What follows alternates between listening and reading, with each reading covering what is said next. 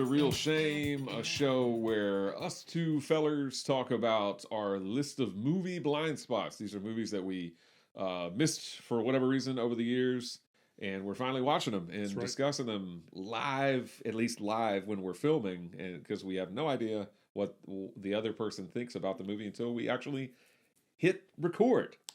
So my name's Andy. And I'm Adam. And on Monday's episode, we talked about a movie that was adapted from a Michael Crichton novel. That's right. Adam paired that with another movie adapted from a Michael Crichton novel. And I'll let him tell you about what it is. All right. A team of top scientists work feverishly in a secret state-of-the-art laboratory to discover what has killed the citizens of a small town and learn how this deadly contagion can be stopped. And is it the Andromeda Strain? Vandal Decker to Caper 1, what's happened? We see bodies. Lots of them. Are you certain, Caper 1? Damn it, Conroe, of course we're certain. Your orders are... proceed to satellite and retrieve. Roger, Vandal Decker.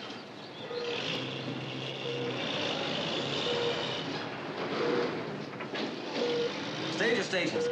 Hit that security button. Get me Major Mancheck. Somehow they don't hardly look dead, Lieutenant. They're all over the place. Must be dozens of them. Damn it, get this call through. It's sort of like they just dropped in their tracks, sir. Sir!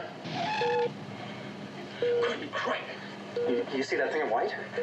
Yeah, it's coming toward us. Hello, Major. This may sound crazy, but there's something strange going on with Caper 1. Lieutenant, sir, I think we should get out of it.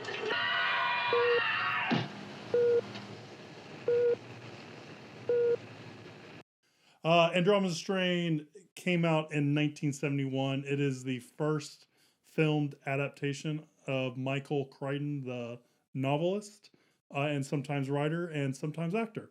He has a cameo in this movie. The movie the novel Andromeda Strain came out in 1969. This movie is written by Nelson Gilding and directed by Robert Wise. These are some well-liked, allotted writer and director. Gilding is known for doing The Haunting. He did I Want to Live with exclamation point and Odds Against Tomorrow, and he got one Oscar nomination for I Want to Live. Robert Wise, the director, has won 4 Oscars, including those for West Side Story, The Sound of Music, The Sand Pebbles, and one he didn't win the Oscar for, Star Trek: The Motion Picture, which I feel like people... Vija. Yeah, Vija. I feel like people hated that movie, but they've come back around because it's fun. Yeah, I think so. I think it's more well received now than it was when it came out. 100% agree. Andromeda Strain stars Arthur Hill as Dr. Jeremy Stone, David Wayne as, not that David Wayne, as Charles Dutton, Jimmy Olsen as Dr. Mark Hall, Kate Reed as Dr. Ruth, I can't even read it, Leavitt, Paula Kelly as Karen Arson, George Michael as Jackson, that's funny. No, George Mitchell as Jackson. Damon Burrell as Major Muchek, and Kermit Murdoch as Dr. Robinson. That's a lot of actors. None of these actors are familiar to me. Any of them jump out to you? Yeah, the guy that plays Dr. Jeremy Stone, Arthur Hill and David Wayne, I've seen in some other things. Now, don't ask me to name what, but I've seen them in other things. And Paula Kelly that plays Karen, she's Leggy Peggy from Uptown Saturday Night, which we did back in February. Oh, yeah. I did not put those two together. I didn't like that movie, but she's probably my favorite part, Leggy Peggy. Yeah. Andromeda Strain is a movie that I've never seen, but that doesn't matter because it's A, not my week, and B, it's Wednesday. But have you seen Andromeda Strain before? No. All right, so it's a movie we both haven't seen, so therefore it's a fun pairing. What did you know about Andromeda Strain before getting into it? And we established you probably haven't read the novel before this. Okay. Have not. So what'd you know about Andromeda Strain, and what'd you think about Andromeda Strain? I mean, I've definitely heard of this film. One reason I've heard of this film is because I, at one point, knew a guy that's in it. Oh. Although he just plays a dead body. He's one of the dead bodies in the town. That's cool. Yeah, One of the montage of dead bodies that are like yeah, appear on the screen. Probably not even that. I mean, again, it's been so long since I knew this guy. You know, this was back in like the early '90s. It was a guy that I worked with briefly. I don't even remember his name, and even if I did, I don't think I would say it, just to preserve his anonymity. Yeah. But he basically said that he was like a college student whenever this came out, and they just needed people to play dead bodies, and so he signed up or whatever, or volunteered or whatever, and so he's actually one of the dead bodies in the little town. That, and again, for all it's not like I could pick him out. I don't even remember what the guy looked like. Yeah, but you know, for all I know, it was maybe like in the wide shot where you just see some dead bodies here or there. He's probably one of those people, but. I always thought that was, you know, at the time when he told me that, I was like, dude, that's awesome. Yeah, you know? I mean, I still think it's cool. I think that, you know, don't get me wrong, but anyone wants me to play a dead body in their movies, I'm there, man. And I will be showing it to every single one of my friends. I'll be like, that's me. You see? In this really, really far away shot, that I'm that little speck right there. No. Well, we do that with the Monster Squad documentary, where we're like, look, tiny in the corners. Like, there's us. Look, there I am. So yeah, but as far as the plot went, I mean, obviously from Strain, even though I've never read it, I figured it was some sort of, you know, virus or something like that, something kind of. I didn't get the virus catching. I think it's supposed to be, but it didn't look like any strain. It just looked like goop. Well, yeah, but I mean, it's supposed to be something that's contagious or something that you can kind of sort of catch or whatnot or spread. But that's about it. You know, I didn't really know who, although I have seen some of these people before, I didn't really know who was in it or anything like that. So I had no real expectations there.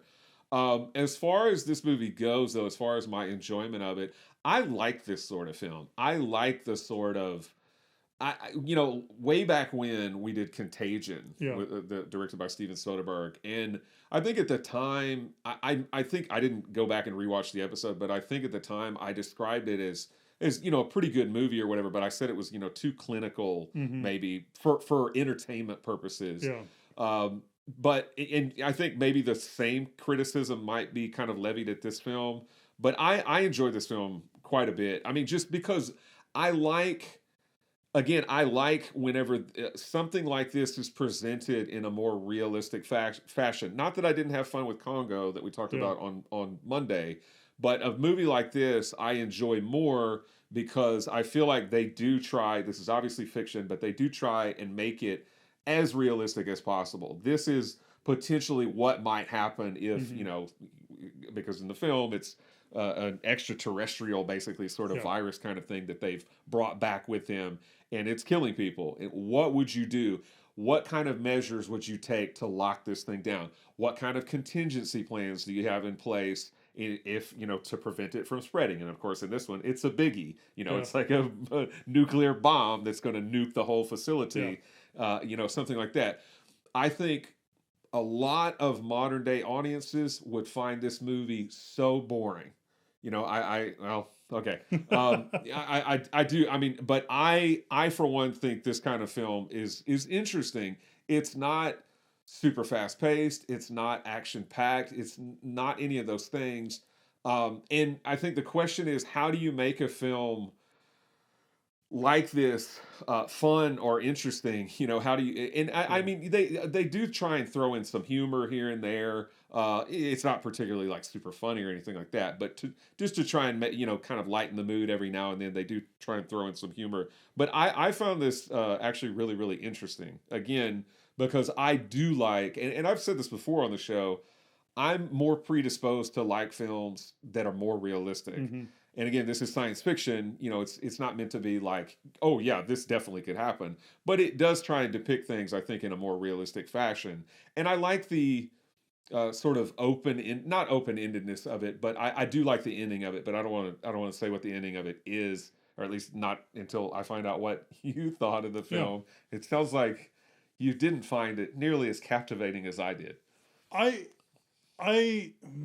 feel like this movie kind of leaves a lot on the table. Because I'm with you. I like the procedure-ness of this movie.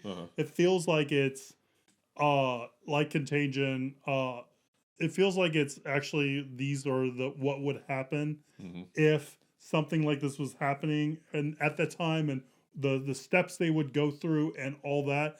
I do think like cleaning the doctors is a little silly and a little too fantasy, but that's neither here nor there. It's just Yeah. so Okay. like especially like the room with like where it powders their skin or whatever. It doesn't powder Yeah. skin. It shoots off a layer of their skin and becomes a dust. Yeah. That's a little weird. I don't know. I don't think that's realistic, but maybe Yeah. in the I mean, '70s. it's probably not. Yeah, Yeah. you're right. Um, what I really wanted out of this movie was something akin to a movie we reviewed that I really liked, Failsafe. Okay. I'm glad you brought that up because I was going to bring that up as well. So I just feel like I like the proceduralness of it. I feel like it takes too long to get to what they're going through and what they're discovering. I feel like this movie could have definitely have started with them getting into the lab. It's interesting seeing like the dead bodies and all that and them going through the town, but it's really it just for me it's superfluous and it feels like it just delays the story getting started. Hmm. And I think you could have made this movie more of a ticking clock kind of movie going against, going, are they going to be able to figure this out in time? Is the building going to, are they going to, nuke the lab to prevent it from going out? Yeah. All that. I feel like the movie should have been more oriented towards that. But again, that might be me wanting something that's a little bit more exciting and more thrilling than really what this movie delivers. So I was really hoping, and I really liked the proceduralness of it and seeing him step through. It just felt very real time a lot of times. Like it's like, okay, we're actually seeing this play out. It is, but to me that actually didn't bother me. Yeah. And I just wish it kind of just had this more momentum behind what they were doing, because it really didn't feel like me. It never felt thrilling to me. It never made me worry that they're not gonna get done in time.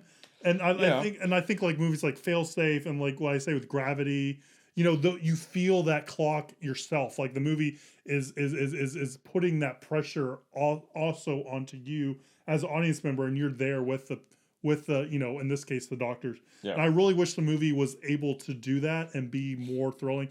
Now, I could be wrong because this movie is included on American Film Institute's 2001 list of nominated movies that are most heart pounding, and we've had another one on there that we're both like, this was on there.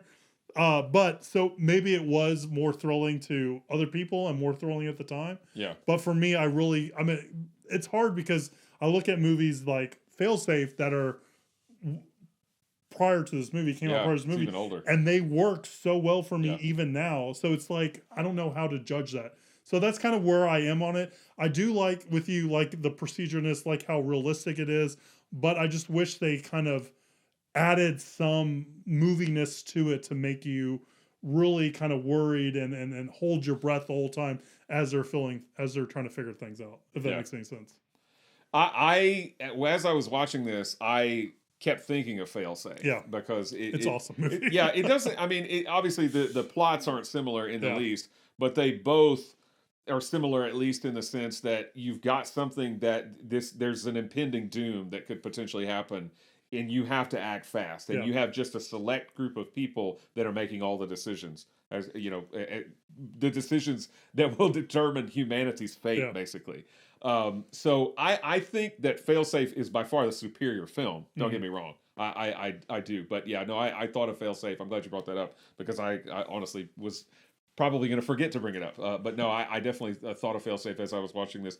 I actually agree with you. I think that you don't necessarily need all of the stuff in the town beforehand. Another thing I didn't really like about this film is it jumps around in time. Like they're in the little compound that has the multi floors, different floors, and then at some point it jumps kind of to the future where he's talking to in a closed hearing he's talking to Congress or whatever. You don't need all of that stuff. And obviously that gives away their fate, right? They're okay. You don't need any of that jumping around. I feel like you could probably shorten. I agree. You could probably shorten. I don't know about cut out altogether, but cut out altogether or shorten the beginning part and just have them sort of in the lab for me, I never felt like heart pounding kind of a sensation or anything like that. I just enjoyed the procedural kind of aspect of it. So all of that stuff I found interesting. Let's scan this thing. Okay, well, no, we couldn't do that. They're all talking about different theories, and I just eat all that stuff up. Yeah. I think it's really cool. So for me, that was the enjoyment of the film. Yeah. I think basically, but yeah, it doesn't ever really get to like a countdown part until the end when it's like you have 5 minutes to shut down this bomb, and he's trying to cut the umbilical cord or whatever. climb up the ladder and getting shot at by lasers and stuff like that. It finally gets a little more oomph to it. And this movie contains some of the things I like the most about Sphere, which is not a great movie, but some of the proceduralness of it, some of the setting it up. I forgot what they call it in the movie, but they have it like the odd man clause. Odd man hypothesis or something. Well, I guess it wouldn't be a hypothesis. Well, maybe it was. I think that's awesome. Like I like that stuff. Like that stuff I can sink my teeth into. Yeah. And there's also in the Sphere, not to spoil it, the scientists that get assembled are also based off of this hypothetical paper that Dennis Hoffman's character wrote. And so that's interesting too. So I like that, what brought these scientists together also was this hypothetical situation. This is what you need to do. And that is like Michael Crichton at his best. That is the stuff I can sink my teeth into and makes the whole world seem real and all that. So I like that aspect of it, and I do like the procedural aspect of it. I just think you could if you looked at Failsafe, there was a merge between Failsafe and this movie, it would be a home run hit for me. Yeah, that makes sense. So I'm kind of on the fence with it. Some things I like, some things I don't, as I do with movies like this. But you have some very valid points. Yeah. So. The thing I thought was kind of interesting was that this movie, obviously was made before CGI was rampant and all that. And so they used a lot of practical effects for the different things.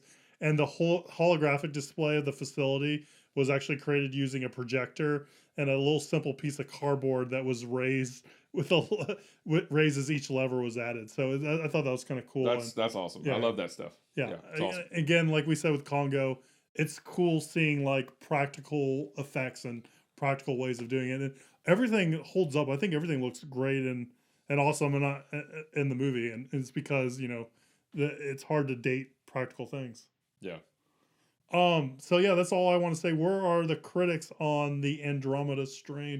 Are they with me or with you or against us? I mean, they're definitely more favorable on it than you, right. Maybe. 67% fresh on Rotten Tomatoes, 72% audience. Roger Ebert did give it thumbs up. He gave, well, at least this is well before they had a show. He had Siskel, but he gave it 3 stars in print. That's favorable, 3 out of 4.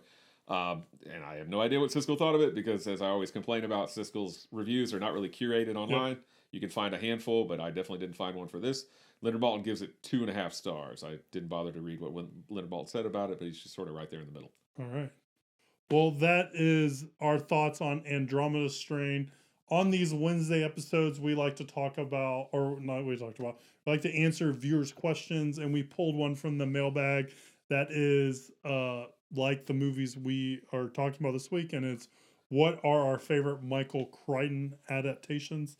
He's had adaptations through the years, starting in 1970 all the way to, the early 2000s, and I believe beyond with the Westworld TV series. Yes. So a lot of different things to choose from.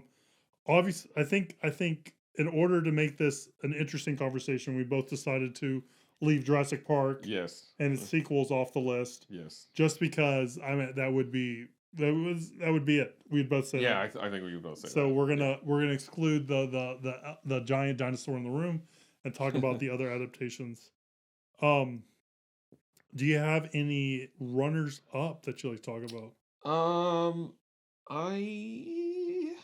Let me see here. So I don't think I've seen. I know I haven't seen Disclosure. I still don't know if that I've seen Sphere. Probably not. And I don't even know that I've seen Rising Sun with Sean Connery and Wesley Snipes. So that knocks out a lot of his 90s output. I mean, aside from the Jurassic Park stuff, which we already said we're not putting into consideration, that already knocks out like most of the 90s stuff. And then in the 2000s, because he sadly passed away, I think in the late 2000s. It's mostly Jurassic Park sequels and things, since then. So none of that stuff. If I had to do like a runner up, I mean, maybe recency bias, but Andromeda Strain would be pretty high up there. Yeah. I thought it was really captivating and interesting to me. So I'll just say that's kind of sort of a runner up call out. I think my runner up is going to be season 1 of the Westworld TV series. I feel like it kind of was going down a hill after that first season. That first season was so well done, so interesting, so surprising. Even though Reddit basically guessed kind of the twist and then forced the creators, Lisa Joy and her husband, I believe, is Jonah Nolan, to kind of change how they did the show in the future and try to fool Reddit, which I believe is to the show's detriment. Yeah. But the first season is great, some great TV, and it's sad that it kind of fizzled out at the very end. I have yet to watch the TV show. I was waiting for it to come to an absolute finish before I ever just binged it. Yep. But I like to do that with most shows. That's something about me that if I you don't- didn't know, now you know. I don't don't be- really like to watch shows until they're completely over. I don't begrudge you on that at all.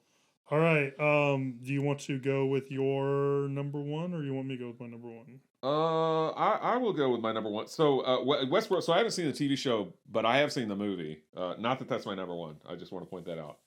I've also seen the movie. It's Yul Brynner. yeah. I don't, and I've never thought I've seen the movie a couple of times, and the first time I watched it, I really didn't like it, and so I revisited it years later. I think after the TV show came out, I revisited it years later, and I still don't like it. I just don't think it's that great. You got to watch the TV show. The TV show's great. Yeah, I'm looking forward to it. So I'm going to call out a movie that he wrote. I don't think this was any kind of novel. Maybe it was. It's IMDb just says written by. It doesn't say, anything further than that and whatnot. But it's actually a movie that we watched not too long ago with Tom Selleck and Gene Simmons as the villain, called Runaway. Yeah. I just think that's just a fun Yeah. 80s movie. Yeah. I remember hearing about that all the time as a kid, but I was too young to watch it because it's rated R. And then when I finally did watch it, I mean, it's not like when I finally, was old enough to watch it, that's the first thing I watched. It still took many, many years after that. Yeah. But I watched it, and I think it's just a fun movie. Gene Simmons has like a gun that shoots like tracking bullets, and they fly around and try and kill their intended Don't target. they have like robot spiders that They have explode? robot spiders that crawl on people, Yeah. and it's just a fun. Again, maybe sort of like Congo. It's not super serious, and I don't think you can take it super seriously. But it's just a fun, silly '80s movie that I don't think people have forgotten about it or anything like that. So I won't describe it as like a forgotten gem, but maybe just a movie that doesn't get as much acclaim or love as some of these other films. So definitely not. It's definitely not in the realm of Jurassic Park or anything like that. But I think it's fun. So that's going to be my pick. All right. Yeah. My pick is going to be a movie that came out almost, I think, 1999, 2000, and that is The 13th Warrior. The 13th Warrior. Mm. I remember being really excited for this movie when it came out, directed by John McTiernan, starring Antonio Banderas, and just following along through Entertainment Weekly or whatever I could back in the day. I think this was before I really used, and I think a lot of people use the internet as a news source for all that. The thing that I just remember just being a really good story, really good, interesting story to watch. And my favorite part of the movie, and I could be misremembering this because it's been probably over a decade, maybe two, since I've seen it, was that when Antonio Banderas got, so he plays like a, like someone from, I guess, the Middle East or Southeast Asia, and he gets tied into these Anglo-Saxons that are kind of like Viking kind of people that are, going on this hunt.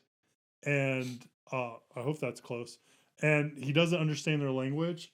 And so they're speaking and you get it all in subtitles. But the part where he starts like figuring out what they're saying and because they're like, talking about like the food they're eating, and then he's like, oh, this means meat and stuff like that, and all of a sudden you start hearing in English the words that they're saying, and you're like in his perspective as he figures out what they say, was really cool. And like how he taught him how to like write and stuff, and he's he does that on the sand with the stick. I thought was pretty cool. I thought the movie was pretty awesome. It's looking at the list now. I think it warrants a rewatch for me recently, because I really enjoyed this movie a whole lot. So I think I need to check it out again and see if it holds up. But that's the one that jumps out at me for my favorite Michael Crichton adaptation. I bet it's or thing he did, and it's based off of Eaters of the Dead, I believe, is the novella that's based off of. So for me, it's 13th Warrior. I'm also fairly certain that I have seen that film, because I remember what you're talking about as far as him understanding the language. So I've either seen it or somebody told me about that. It might be in the trailer too, if I'm being honest. I don't remember. I feel like I have seen that, but I also remember not much. Yeah, and it kind of reminds me of like a lot of Beowulf. I don't know if I'm getting this movie confused with Beowulf a little bit, because I feel like they're trying to like hunt something like a Grendel that is like killing their people and stuff like that. But again, that might be me confusing this with like actual Beowulf and stuff like that. So I thought it was just very cool. I couldn't tell you. All right. Anything else? No. So that's our favorite Michael Crichton adaptations. Let us know what your favorite Michael Crichton adaptation is. Leave a comment down below. Again, so we don't get 900 Jurassic Parks, let's choose something other than Jurassic Park. But if you live, die, breathe only Jurassic Park, then leave it down below. We'd be curious about that. And that's everything on Andromeda Strain. Please like, subscribe, share, do all that social media stuff. It really does help, and we really do appreciate that. And stay tuned next week as we watch some movies from my list of shame. And we'll see you soon, guys. Have a good one.